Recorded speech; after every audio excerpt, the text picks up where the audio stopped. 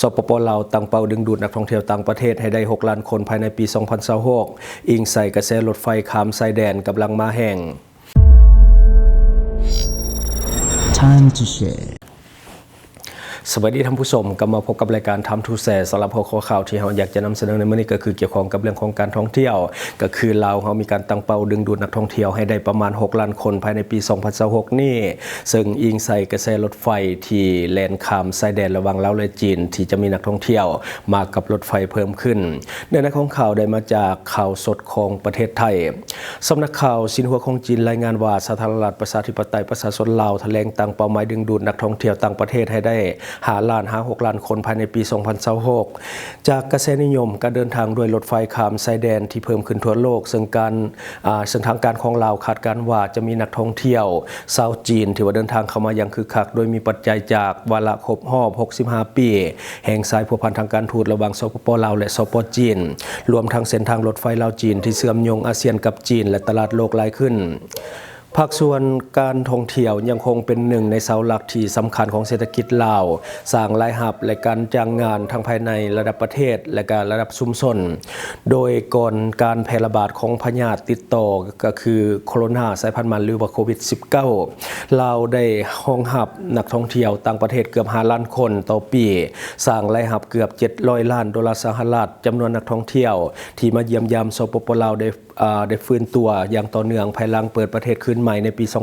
2022 ควบคู่กับการเปิดให้บริการเส้นทางรถไฟลาวจีนในปี 2021 ที่ผ่านมาเจ้าหน้าที่ระบุว่าลาวกำลังเสริมสร้างภาพพจน์ในนามเป็นจุดหมายปลายทางที่เต็มไปด้วยมรดกทางด้านวัฒนธรรม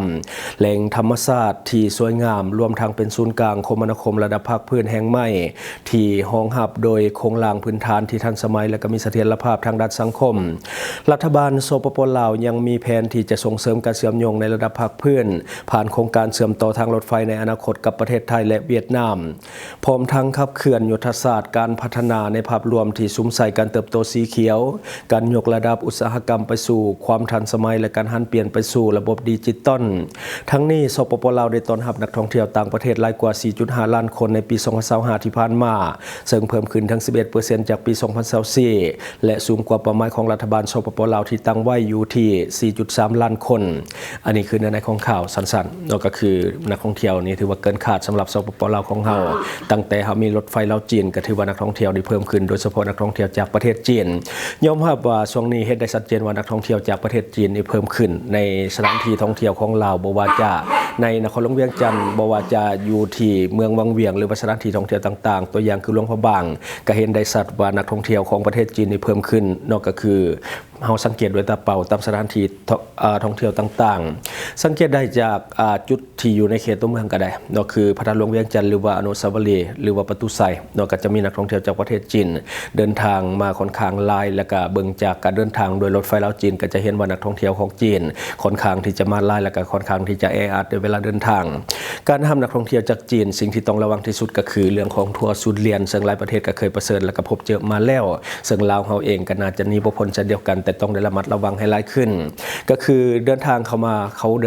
บ้านเฮาโดยรถไฟลาวจีนอันนี้แน่นอนอยู่แล้วและต่อมาก็จะใส่ทัวร์จีนและต่อมาก็จะพักโรงแรมจีนแล้วก็กินข้าวอยู่ร้านอาหารจีนแล้วก็ไปเที่ยวแหล่งท่องเที่ยวที่มีจีนสัมปทานแล้วก็จะมีการจ่ายเงินผ่านแอปของจีนตัวอย่างคือ WeChat Pay อันนี้ก็จะเป็นอีกหนึ่งปรากฏการณ์ย่อท่อที่เฮาต้องได้รับมือแล้วก็แก้ไขเพราะว่าหลายประเทศเขาเจ้าเคยประเสริฐมาก่อนหน้าเฮาแล้วซึ่งสิ่งเหล่านี้เคยเฮ็ดให้ประเทศเจ้าภาพหลายประเทศนอกก็คือได้แต่ตัวเลขนักท่องเที่ยวแต่ว่าเรื่องเงินนี่ได้น้อยที่สุดจากคนจีนสังเกตเวลาเขาไปท่องเที่ยวบนที่เป็นสถานที่ท่องเที่ยวบ่ได้ก็ตามส่วนใหญ่จะไปเบิ่งแป๊บๆแล้วเขาเจ้าก็จะไปจะบ่มีการจ่ายเงินจ่ายคำการท่องเที่ยวลาวช่วงนี้กำลังดีเพราะว่าอากาศบ่ร้อนหลายสำหรับปีนี้แล้วก็มีฝนตกลงมาแล้วสำหรับ2-3 วันที่ผ่านมารวมทั้งเมื่อคืนก็ฝนตกแล้วซึ่งเฮ็ดให้อากาศในลาวของเฮาค่อนข้างที่จะดีเหมาะแก่การท่องเที่ยวซึ่งว่ามันจะบ่ร้อนหลายสังเกตผ่านสื่อออนไลน์ปรากฏเห็นสถานที่ท่องเที่ยวใหม่ๆเกิดขึ้นบ่ว่าอยู่เมืองบางเวียงที่เป็นสะพานกระจกหรือว่าสะพานแก้วและก็สถานที่ท่องเที่ยวทั้งภาคใต้ของเฮาทั้งลีพีอย่างต่างๆก็ถือว่ามีสถานที่ท่องเที่ยวใหม่ๆเกิดขึ้นหลายสำหรับในบ้านเฮาเพื่อรองรับนักท่องเที่ยวที่จะเพิ่มขึ้นเช่นเดียวกัน บัดนี้เฮามาต่ออีกข่าวหนึ่งก็คือทางการของลาววางคาดหมายระยะ5ปีต่อหน้ารัฐบาลจะควบคุมอัตราเงินเฟ้อให้อยู่ในระดับบ่เกิน5% และก็สู่ส่วนลดผ่อนหนี้สินสาธารณะให้อยู่ในระดับต่ำกว่า 70% ของ GDP ของสปป.ลาวซึ่งว่าหลายคนน่าจะฮู้นำกันเรื่องของหนี้สาธารณะของลาวนี่เกิน 100% ไปโดนเติบแล้วก็พยายามที่จะควบคุมให้มันลดผ่อนลงมามีการเจรจาเรื่องโครงสร้างของหนี้สินระหว่างประเทศซึ่งว่าอันนี้ก็เป็นการแก้ปัญหาที่มีประสิทธิภาพในระดับหนึ่งมาแล้วซึ่งในของข่าวได้มาจากแฟนเพจโทรโคงในกองประชุมเผยแพร่ผลสำเร็จกองประชุมใหญ่ผู้แทนทั่วประเทศครั้งที่12ของภาคที่หอประชุมแห่งชาติในวันที่25เดือน2ปี2026ที่ผ่านมาฐานสอนชัยศรีพันดรนายกรัฐมนตรีก็คือกรมการเมืองกรรมการกรมการเมืองศูนย์กลางภาคนายกรัฐมนตรีแห่งสปป.ลาวได้เป็นเกียรติเผยแพร่และก็เสริมซึมเนื้อในสำคัญของห่างแผนพัฒนาเศรษฐกิจสังคมแห่งชาติ5ปีครั้งที่10ตั้งแต่ปี2026 5ปี2030โดยการวางแผนขาดไม้บุกทะลุให้ได้หลายด้านเพื่อสร้างพื้นฐานเศรษฐกิจเอกราชและก็เข้มแข็งขาดไม้ด้านเศรษฐกิจรัฐบาลได้วางตัวเลขขาดไม้สู่ชนด้านเศรษฐกิจก็คือมหาภาคที่น่าสนใจดังนี้ข้อที่1ก็คือสู่ชนให้รวมยอดผลิตภัณฑ์ภายในหรือว่า GDP ในระยะ5ปีให้ขยายตัวเฉลี่ย 6% ต่อปีขึ้นไปในนี้คะแนนกสิกรรมขยายตัวอยู่ที่ 4.1% กวมเอา 20.7% ของ GDP คะแนนอุตสาหกรรมขยายตัวเฉลี่ยก็อยู่ที่ 5.7% กวมเอา 31.3% ของ GDP คะแนนบริการขยายตัวเฉลี่ยอยู่ที่ 7.1% กวมเอา 37.5% ของ GDP และภาษีอากรขยายตัวอยู่ที่ 5% กวมเอา 10.5% ของ GDP สำหรับข้อที่2ก็คือรายได้ต่อหัวคนหรือว่า GDP คาดหมายให้ได้ก็คือ 3,100 กับ4ดอลลาร์สหรัฐและ GNI ต่อหัวคนก็คือให้ได้ 2,914 ดอลลาร์สหรัฐต่อขอภายในปี 2030 และข้อที่3ก็คือสู่ชนเก็บรายรับงบประมาณแห่งรัฐให้ได้ก็คือ 554,400 ตื้อกีบเท่ากับ 20.95% ของ GDP ขึ้นไปรายจ่ายงบประมาณอยู่ในระดับก็คือ 528,400 ตื้อกีบหรือว่าเท่ากับ 19.96% ของ GDP และเกินดุลงบประมาณก็คือ 20,000 ตื้อกีบเท่ากับ 0.98% ของ GDP สำหรับข้อที่4ก็คือสู่ชนลดผ่อนหนี้สินสาธารณะให้อยู่ในระดับต่ำกว่า 70% ของ GDP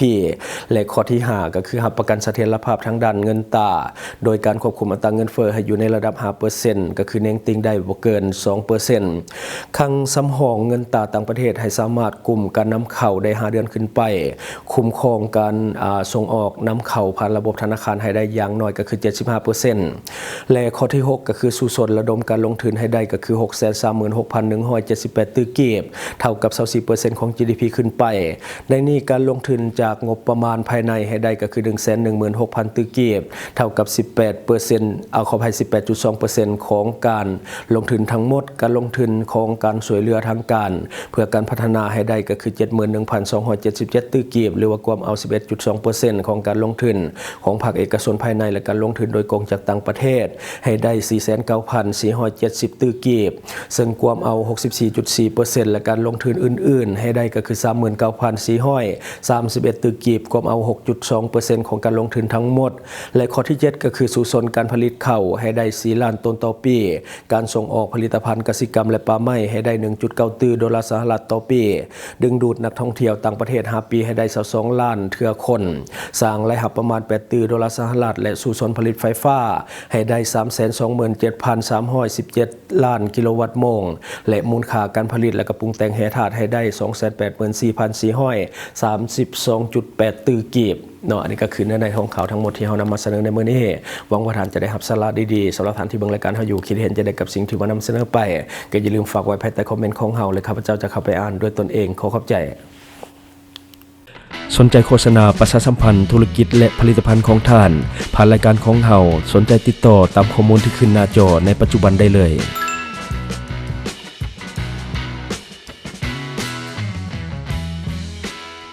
อยู่เมืองลาวใช้แต่เงินกีบลาวและส่งเสริมผลิตภัณฑ์ภายในเพื่อลดผ่อนการนำเข้าสินค้าและแก้ปัญหาเงินตรา Subscribe for more video.